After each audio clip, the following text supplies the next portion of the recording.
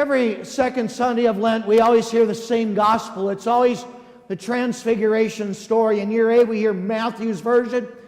Year B, we hear Mark's version. Now we find ourselves, everyone, in year C, and so we hear Luke's version of the Transfiguration. Interesting to note, John's gospel does not have the story.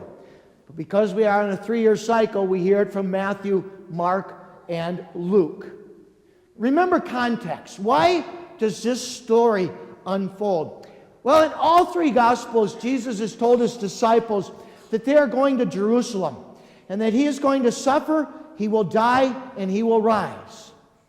And then he tells them this: if you are going to follow me, you must deny yourself, take up your cross, and you must come after me. Some pretty tough words, aren't they? And when you sit down, everyone, and you look at Matthew's version, Mark's version, and Luke's version, it's amazing, everyone, all the similarities that you see. But what I want to point out for you today, everyone, is this. In Luke's gospel, there is something included that you do not see in Matthew's gospel and Mark's gospel. And to understand what it is, we need to look at the first reading that you read for us today there, Caitlin. Okay? So let's go back in time. 4,000 years ago, we got to go back. And all of a sudden, everyone, there was this conversation between God and this man called Abram. Now, Abram, everyone, would become Abraham, but in this conversation, it is God and it is Abram. And God asked Abram to begin this great nation, this great chosen people. Now remember, God has to start someplace. And his starting point, everyone, here is this man named Abram. God, start this people, my people. And if you do it, your descendants will become numerous. You will achieve great fame in your name, everyone, etc., etc., etc. Here's the problem. Abram has nothing to go on. He's got to start it. Nothing to go on. Nothing that he can look back to and say, if I do this, then. And so what does God do? He makes a promise. You know, it seems kind of gross to this day, but you know, this is the way they did it back then. You know what they did, everyone? They took an animal, they cut it in half, they walked between it, and they would say this: if I'm not faithful to my end of the promise, what has happened to this animal will happen to me. Seems gross, but it's what happened. It's what you read today. We hear about a heifer, we hear about a sheep goat, we hear about a ram. They're cut in half. Abram cuts them in half, and he waits, everyone. He falls into this deep trance until all of a sudden God comes along, represented everybody by fire, and what does he do? He goes right through it all. Notice this, though. Only God does it.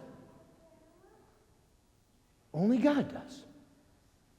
God says, Abram, if I am unfaithful, what has happened to these animals will happen to me. All I ask of you, Abram, is to trust. So I ask you, was God faithful? Yeah.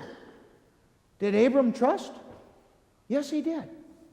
And now, everyone, we come to the one distinguishing characteristic that we see in Luke's gospel different from Matthew and Mark. What did Jesus, Moses, and Elijah talk about? They talked about his exodus. That he would go to Jerusalem, that he would suffer, that he would die, and he would rise. But you know something, people? When it comes to exoduses, we don't like them. I'll give you 2 examples. Think about Moses. There you are, Moses. 400 and some years you've been in Egypt. Finally, it's time to tromp out. So out you go. Imagine how excited you are, and then you get out into that desert. And all of a sudden, you get hungry and you're thirsty, everyone. This great exodus from Egypt now to Israel. And so what do? They say, we want to go back. Do you remember what it was like? Slavery? Terrible conditions. We want to go back because there was food and water. Look at the gospel of today. Another exodus. We got to come. We go up, but we have to come down. And what does Peter say? Hey, let's stay put. Now here's something to think about. Okay? Moses and Elijah disappear. How would you like to live the rest of your life with only 4 people? 4. Let's build 3 tents. Doesn't mean all 3 will be here, but let's stay put. The only ones you get the rest of your life are Peter, James, John, and Jesus. Jesus is pretty good. But how would you like 2 other people to live with you the rest of your life on a mountain?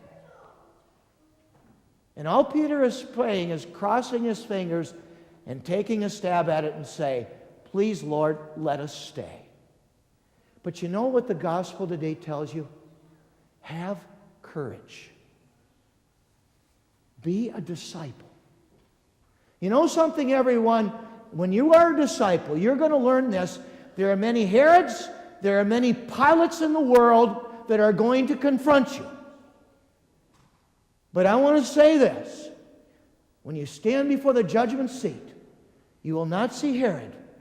You will not see Pilate. You will see Jesus Christ. People, the greatest exodus that I know of, we never even call an exodus. You know what it is? God came from heaven. He came from heaven. And what did he do? He suffered and he died.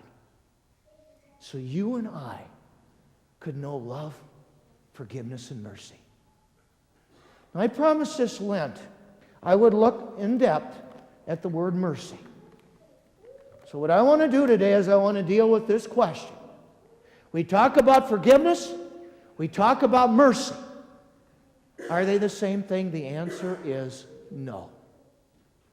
What are they? Here it is.